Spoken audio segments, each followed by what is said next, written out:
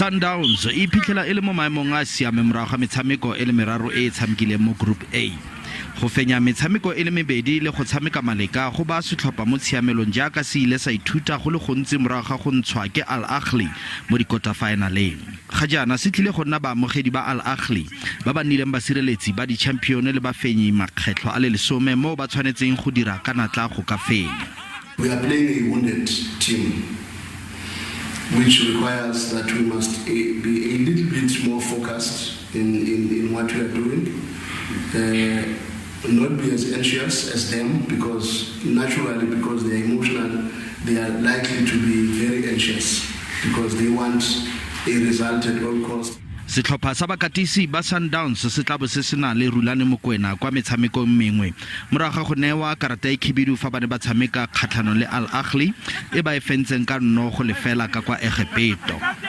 Fela Mngqithi o na le tshepo ya gore o tla tswelela go tsholetsa serodumo sa bakatisi ba setlhopha.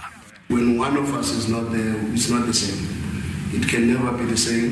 We would have loved to have everybody together, but probably with the modern technology and everything, we'll be able to still have the same conversations that we can have and find solutions to the problems together.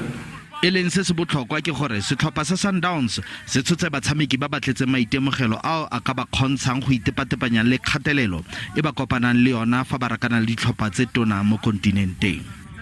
We have managed to break the ice and beat Ahly away from home.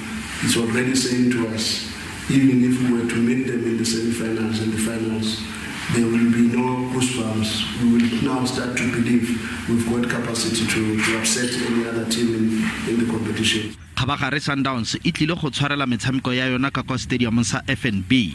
Fa wa bona wa Group A o ne o tshwaretswe kwa stadium sa Royal Bafokeng. CAF ya tlanegisitse lefelo la motshameko le batshameki ba le itumeletse. At the end of the day, we're playing at home. We're at home. We used to play at FNB, so I think it's about the country at the moment, not about the PSL. So I think we're okay with it, and yeah, we're looking forward for Saturday. Go na le kgonagalo ya gore mokatisi wa Maloba Pitso Mosimane le motshamekapele wa Maloba Phesitau ba tlile go boa ba nkhisana magwafa le setlhopha se ba se thusitseng go fenya league ya di-champion ka 2016.